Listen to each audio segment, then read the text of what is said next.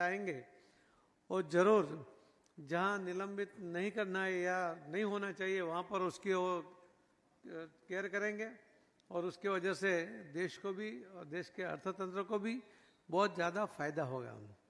एक बहुत अच्छा काम ये भी हुआ कि गुजरात सरकार में कई सालों से लोग 10-10 सालों से उनको एक्सटेंशन मिल रहा था। ऐसे और भी कई राज्यों में होगा।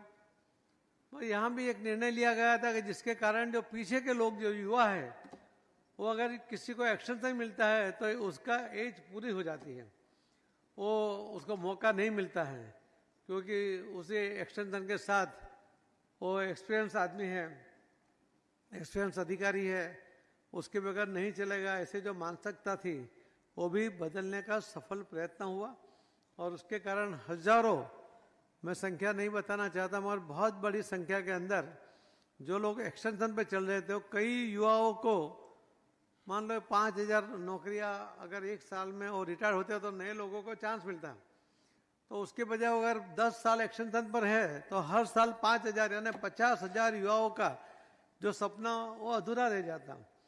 तो ये जो एक्सटेंशन की प्रथा भी रद्द करने के कारण ये जो मौके मिले हैं और उसी के कारण जो इतनी जगह और सरकार ने भी सोचा, कहा कि ये बर्डन नहीं है, ये आवश्यकता है, इनको युवाओं को रोजगारी देनी चाहिए।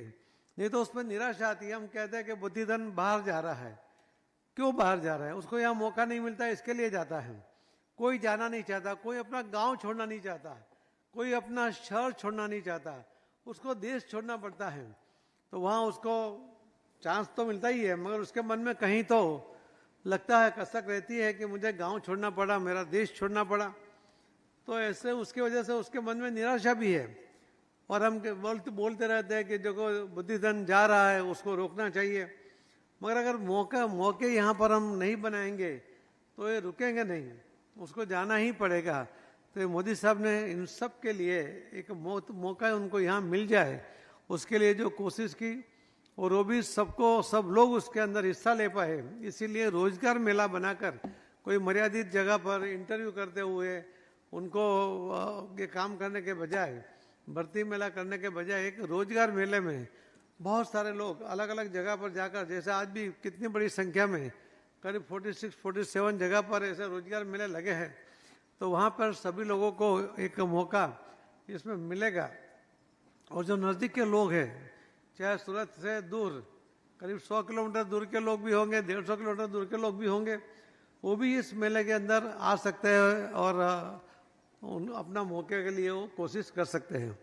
तो ये मोदी साहब का जो विज़न है रोजगार मेले के द्वारा युवाओं को रोजगार देना, ये अपने आप में बहुत बड़ी बात है।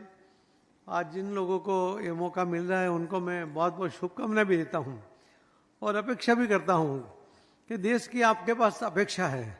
आप एक सरकार में बड़ी जिम्मेवारी के साथ आगे बढ़ने वाले हैं, आपके ऊपर बहुत सी जवाबदारी आएगी, उस टाइम निर्णय भी लेने पड़ेंगे। तो उस निर्णय के समय में हम बायस होने के बजाय हम नीति और नियम जो है बने हुए हैं, जो कानून बने हुए हैं, उसी के आधार पर हम बिल्कुल तटस्थता से, निर्भयता के साथ ये निर्णय करें जिसके कारण आपको भी एक आत्मसंतोष होगा और देश को भी उसके कारण बहुत बड़ा फायदा हो सकता है।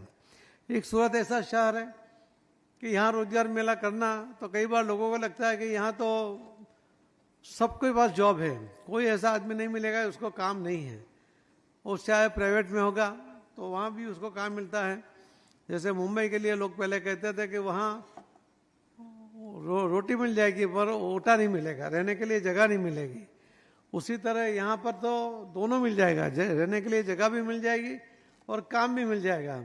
इस तरह का ये शहर है और इस शहर के अंदर जब रोजगार मेला होता है तो अपने आप में एक बहुत बड़ी बात है।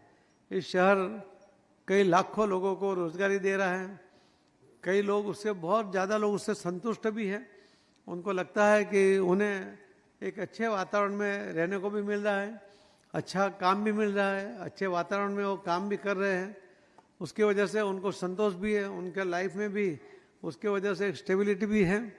तो ऐसे जो शहर पूरे देश में, मैं ऐसा मानता हूँ कि सबसे अच्छा शहर हम सूरत से इसके लिए तो कह ही सकते हैं मगर सही में हमने कई शहर देखे होंगे बिल्कुल शांति के साथ, बिल्कुल जो एटमॉस्फेयर है उसके साथ, सिक्योरिटी के साथ वो ये शहर में रहने को मिलता है। मैं आप सबको बहुत बहुत बधाई देते हुए मेरी बात को विराम देता हूँ। फिर से आप सबको बहुत बहुत अभिनंदन, बहुत बहुत धन्यवाद। भारत माता की जय।